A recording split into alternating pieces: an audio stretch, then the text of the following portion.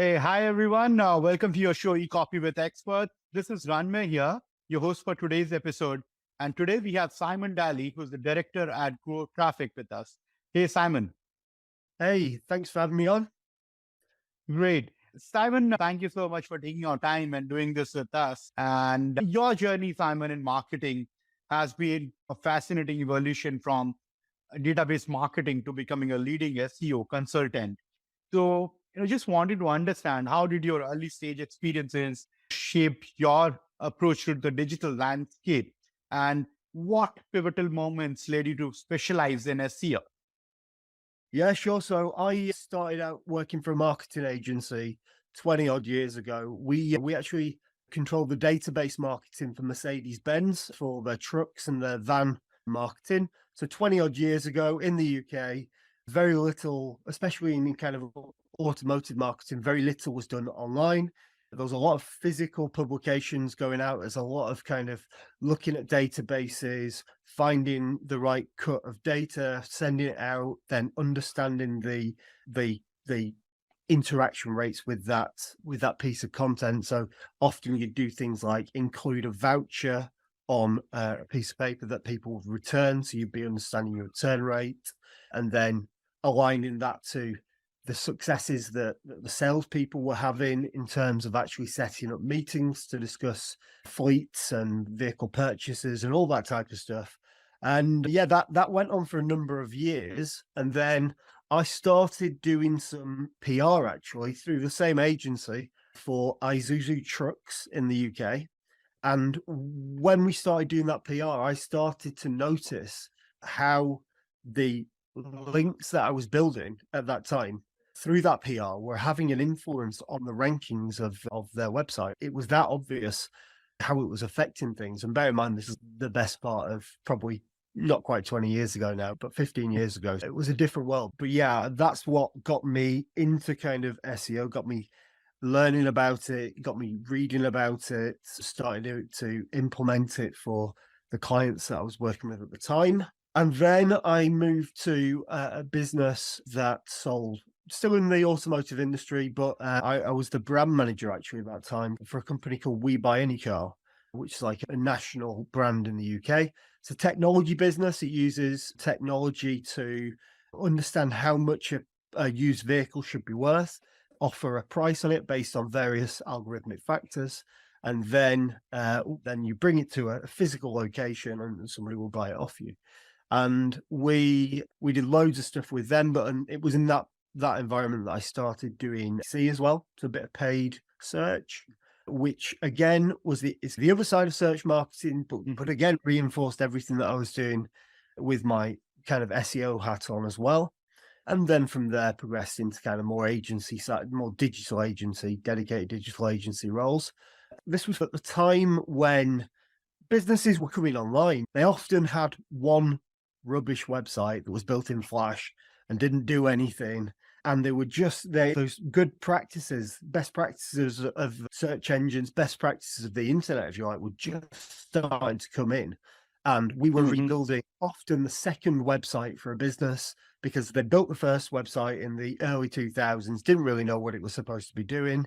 And then we were building the next ones that were all best practices, built in PHP, built all the kind of, the navigation was all kind of HTML instead of Flash and or JavaScript and all the other types of stuff that never particularly worked back in the day. And we were getting beyond the point where we had to cut images up into multiple different random sizes and shapes in order to actually get things to load. And things had just progressed. And then obviously in the next few years, it progressed further in terms of CSS and advancing, HTML advancing that way. I set Grow Traffic up in 2009. I set it up as my kind of side project while I was still working in full-time marketing. I'd always, since I really discovered it when I was working on that Isuzu Trucks program, I'd always been passionate about it and interested about it. I've been contributing to the online forums. I'd been reading lots. I don't know when it was that I got my Moz t-shirt, but I got that quite early on, having made so many contributions on SEO Moz. And yeah, so I was doing this in my spare time. I customers from all over the UK. And it was a great time. We were doing various different interesting things, building microsites for people, creating content for people, doing a little bit of kind of the content farm manipulation that was going on in the Yeah. kind of 13, 14 years ago, that type of time. And then we progressed onwards, and obviously the big kind of algorithmic updates started coming in from Google that was quite painful for a lot of businesses. Quite a lot of work I did probably 10 years ago was really SEO recovery, recovering from all the negative or bad SEO, not negative SEO, but the spammy stuff that a lot of people had done for a lot of businesses. And that kind of sustained us for a while. And then my wife started working for the business full time in 2014. So that's when we started to go a bit more niche. We went a bit Mhm. local because that was easier for her to deal with. And we also just started growing the business from there, focusing on different things. We wanted to create a business that was more orientated towards our local community and that was beneficial in some way to society and not just ourselves. But I think we brought in a bit more of an ethical approach to it there.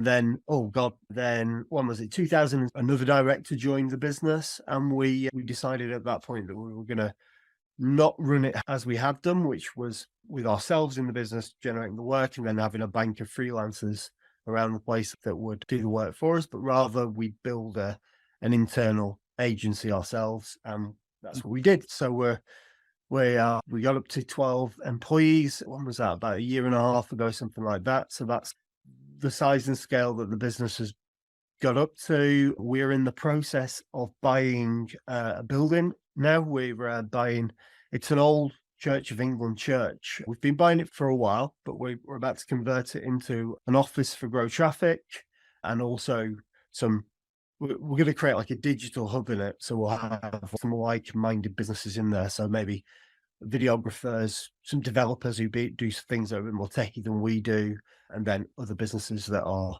a bit more digitally orientated. Within that space, we've got a big training space, got plans for a podcasting studio, a little room, and also a photography and video studio in there. So there's so much going on at the moment, but it's been interesting times as well. We've experienced the kind of COVID crisis, the pandemic, and Yeah. all the pain that went with that. In the UK at the moment, we're experiencing fluctuations in the economy due to Yeah. Brexit, due to inflation, things that the government have or haven't done over the years. So yeah, it's an interesting time at the moment, but we are growing out of it. Lovely. Quite a journey, I must say, Simon. Great. Yeah, And it's good. It's exciting, isn't it? absolutely, absolutely.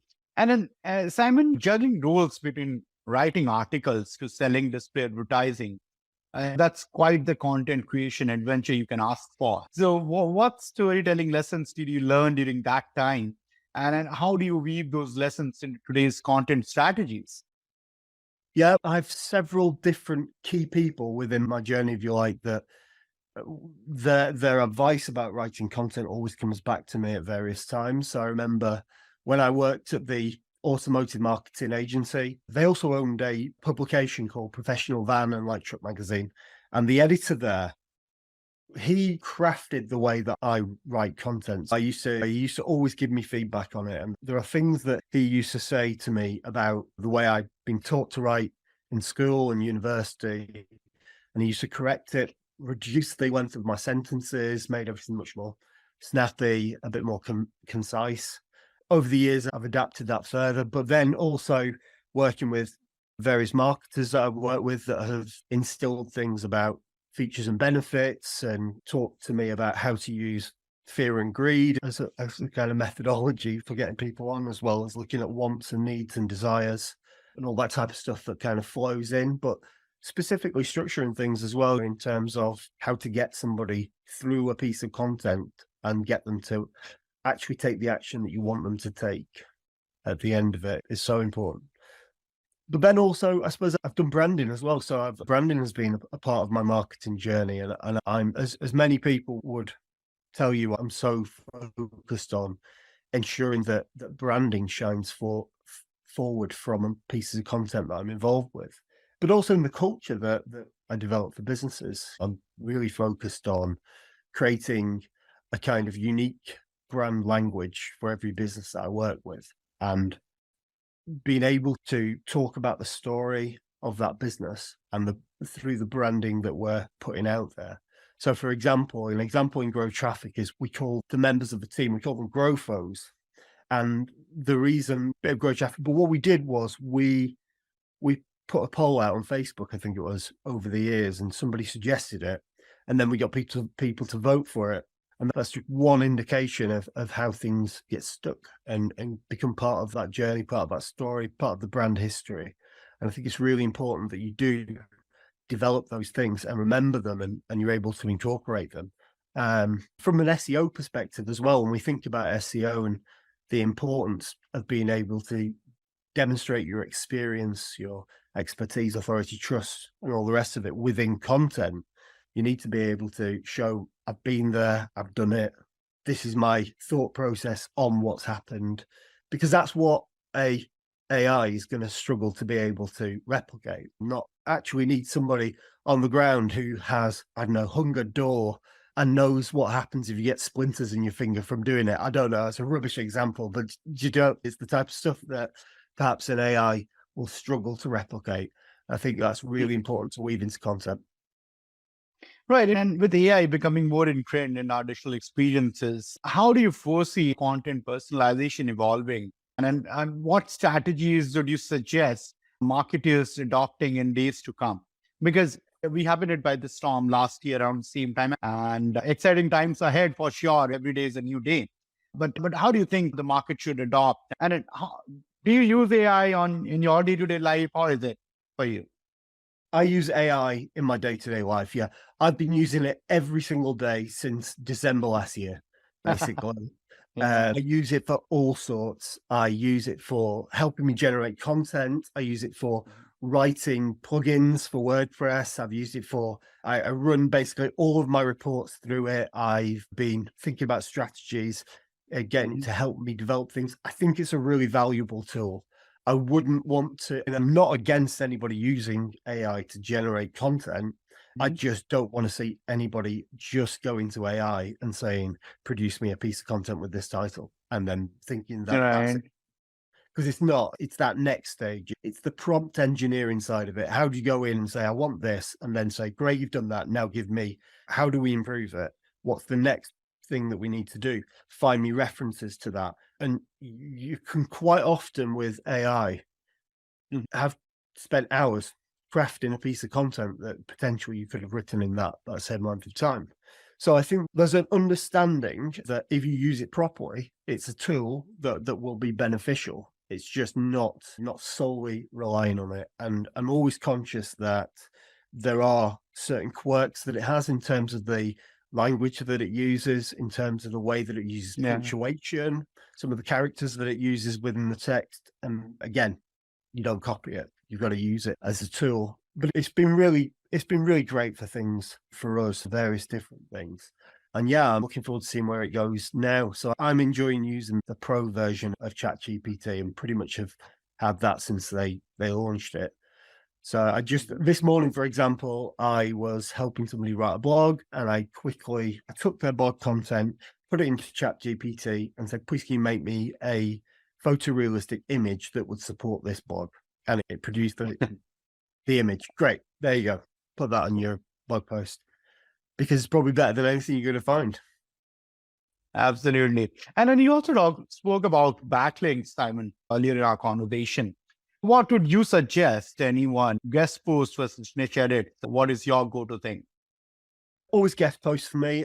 So historically, in forum posts, I've done comment posts, comment links. I've done everything basically over the years, but we tend to stick with guest posts where we can, some directory submissions as well to support it, but primarily guest posts. And my rationale for that, especially in terms of niche posts. So obviously, so my thought is, if you're putting niche posts, niche edits into a post, then there's always that potential that Google or a search engine will say, I've reviewed that content before and there wasn't this link in it. So either discount it or penalize that link, however it might say it.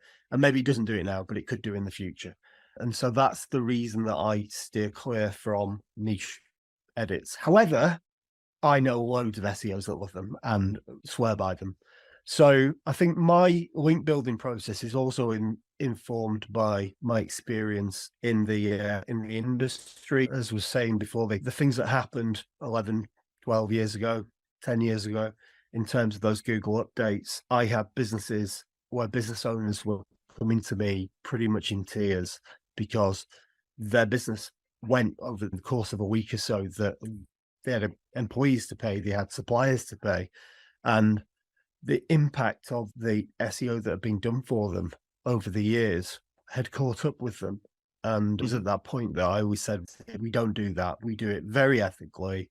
We do it as straight down the line as we can. We will outreach to people. We do our research. We do our gap analysis on backlinks. We look at the domain authority, we'll look at the traffic, we'll look at the number of backlinks, the number of domains that are coming back to our website. We'll come up with a plan. How many domains do we need? How many backlinks do we need? How many have to have a certain kind of anchor text to them? How many need to have do follow, no follow, user generated content, all the rest of it? But ultimately, we are then going to go and strategically, or that's the strategic side of it, but tactically, we're going to outreach to people. We're going to get in touch with genuine businesses in that sector that are relevant, or publications in that industry, and we're going to ask to contribute to their blog or their website and actually do something that's beneficial to their readers. And hopefully, back of that, we'll get a link back to the website. I also believe that, or I'm of the opinion that including brand references is valuable as well. Absolutely. And now coming on to PPC, a lot of times, or majority of it is a mixed bag of SEO and PPC strategies to create that synergy or the approach that not only boosts your visibility, but also ensures maximum conversion opportunities there. How do you integrate these two strategies, SEO and PPC? Yeah, so before we start working with any client, we always perform an audit, which is an in-depth audit. It takes about 6 weeks, by and large, depending on the client. And off the back of that, we start to get really good understandings of the keywords that we should be targeting through SEO, so the keywords that we'll be targeting through PPC, the ones that we'll target through both. But I always like to talk to a client about their goals, their objectives, their timeframes. If Christmas is coming up in a month's time and they need to sell a lot of stock in the next 3 weeks, then PPC is probably the only option for them at this point. They're not going to really be able to do what they need to do on SEO this year. They'll be lucky if they are able to do it by this time next year for many businesses. Yeah. If we're honest with them about it. Yeah. And I think that's, and it's about having those tough conversations as well. Lots of businesses come to us and they think that if they engage us to do SEO, we're going to get them massive rankings within 6 months. And we are flipping it around now, saying we are having conversations about 2 years worth of marketing activity to really get the kind of decent returns that they are looking for from SEO. And maybe that means that we have to integrate PPC in that as well, and taper one off and taper one in at various points. Understand if the key time of year is December, then we have to shift the budgets around, put a bit more into PPC management, maybe a bit less into SEO. So it does depend on the client, on the business. The clients that I love working with are the ones that get SEO. They say, we understand that this is a medium to long-term strategy. And to begin with, we're not going to see the returns that we would like to, and therefore just go away. If you think that, demonstrate how the strategy is performing over time, and then we'll review it every 3 months, 6 months, a year, whatever it is. And we can use PPC in the intervening period to keep the inquiries coming in and keep everything ticking over. Then if a business is really aggressive as well, that's when it's really exciting, when they say increase the spend on everything. That's Yeah, absolutely. Great, Simon. It has been a lovely conversation. But before I let you go, I would like to play a quick rapid fire with you. I hope you're game for it. Sure, that's it. All right. Your last Google search. What's my last Google search? Go on, I'll look it up. I'll be completely honest about this as well. He All says that right. now. My last Google search was, there it is. My last Google search was, where does the UK rank? Where does the UK rank in the list of countries in the world by order of size? And it was number Okay. 80. What was the answer to that? Number 80. And Okay. the reason for that is that I'm writing a kind of thought leadership piece at the moment about China's rise and the UK's relation to that rise. Lovely. Okay, great. Moving on. What did you do with your first paycheck, Simon? First paycheck of your life? First paycheck of my, I think I went to the pub, if I'm completely honest. I think I went and had a beer. Yeah, I'm pretty sure that's how it went. Great. Where do we find you on Friday evenings after office or after work? Straight after, generally at home these days. I'm really lucky. I live in an old like farmhouse. I've got horses and pigs and dogs and cats and various peacocks, various animals. Straight after work on a Friday, I tend to be doing something like mucking out or feeding animals. And before you know it, having something to eat, put my feet up. Quite boring these days on a Friday evening. Lovely place you stay in, man. That's for sure. Yeah. Great. Let's say if we were to make a movie on Simon Daly, okay, what genre would it be? It'd be sci-fi. It'd be sci-fi. And it'd definitely be sci-fi. It'd be quite scary. I have no idea who would play me. Okay. Okay. The last one will not really any further. Your next vacation, any plans up there? We're currently planning a trip over to America. My friend's daughter is planning to get married in Las Vegas sometime next year. Okay. Later on next year. So we're planning to fly out to Las Vegas, stay for a few weeks in America all in, probably grab a car, drive down from Las Vegas to LA at some point. And then my best friend lives in Tennessee now. He married a girl from America. They live in Tennessee, so we'll drive across there. Takes about a day. It takes about 25, 26 hours to drive to his house from there. So we'll probably have a stop or two. Then I'd like to show my son around Washington, D.C. because we've not been. Then I think we'll drive up to New York. Hopefully then get a plane back from there. So yeah, 3 weeks round trip of America. That's the one that we're planning at the moment. Lovely, lovely. I hope you have a great time there. Thank you, Simon, for taking out time and doing this with us. Yeah, I really appreciate it. Thanks, Ryan. That was great. Thank you very much.